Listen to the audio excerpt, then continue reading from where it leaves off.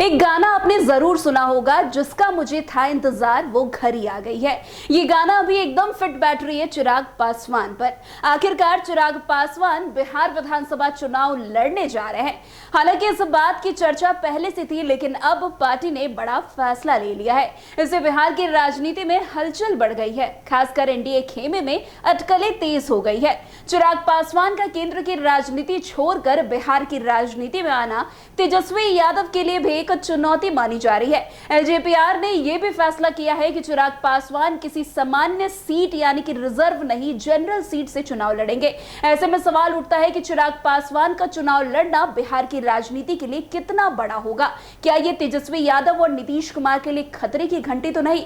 वैसे चिराग के विधानसभा चुनाव लड़ने के बाद किसी और नहीं, चिराग के जीजा अरुण भारती ने कही है। अरुण भारती ने सोशल मीडिया प्लेटफॉर्म एक्स पर लिखा है कि जब नेता पूरे बिहार का हो तो सीट का दायरा क्यों सीमित हो।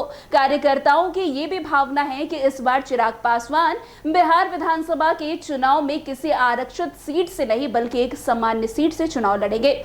चिराग पासवान अब सिर्फ एक समुदाय की नहीं, पूरे बिहार की उम्मीद है। आपको बता दें कि चिराग पासवान को बिहार विधानसभा चुनाव में उतरने का एलजेपीआर का फैसला बिहार की राजनीति में एक बड़ा कदम माना जा रहा है।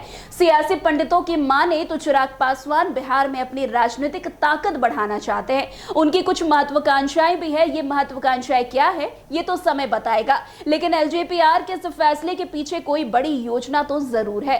राजनीतिक पंडितों की माने तो चिराग पासवान बिहार में अपना भविष्य देख रहे हैं। उनके चुनाव लड़ने से नीतीश कुमार और तेजस्वी यादव दोनों की राजनीति पर असर पड़ेगी। नीतीश कुमार अब उम्रदराज हो रहे हैं और उनकी राजनीतिक पकड़ भी कमजोर हो रही है। वो 2025 में एनडीए का चेहरा जरूर होंगे, लेकिन आगे वो कितना सक्रिय रहेंगे ये भी देखना होगा। ऐसे में चिराग पासवान की पार्टी को लगता है कि आगे एनडीए में एक ऐसे चेहरे की जरूरत होगी जिसे चिराग पासवान पूरा कर सकते हैं।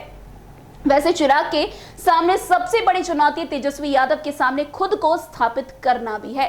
तेजस्वी बिहार के नेता के रूप में स्थापित हो चुके हैं। चिराग को अब भी लोग केंद्र के नेता ही मानते हैं। ऐसे में चिराग पासवान खुद को तेजस्वी के मुकाबले खुद को स्थापित करना चाहते हैं। वैसे भी चिराग ने बिहार फर्स्ट, बिहारी फर्स्ट के नारे के साथ युवा और दलित मतदाताओं को लुभाने की पूरी कोशिश की है।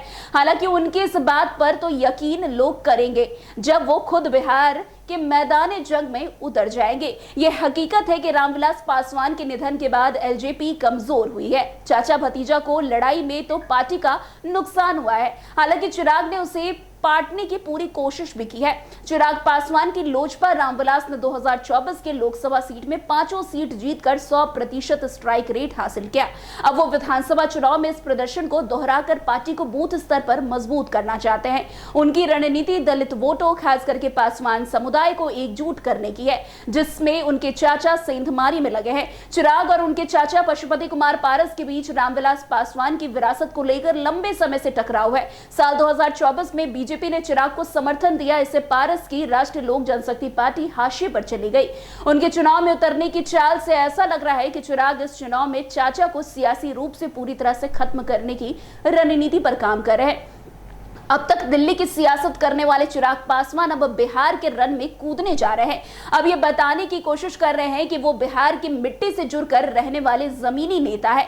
इतना ही नहीं, चिराग खुद को बिहार में नीतीश और तेजस्वी जैसे नेताओं के समकक्ष स्थापित करना चाहते हैं। उनकी नजर 2030 के विधानसभा चुनाव पर भी है, जहां वो एनडीए में मुख्यमंत्री पद के दावेदार के रूप में खुद को पेश कर सकते हैं। अब चिराग के आने वाले दिनों में चिराग क्या फैसला लेते हैं, बिहार की सियासत में बहुत बड़ा फर्क पड़ सकता है। तो आज की इस खबर में बस इतना ही। अन्य खबरों में हमारे साथ ऐसे आगे बने रहे और देखते रहिए। तब तक के लिए NBC 24। धन्यवाद।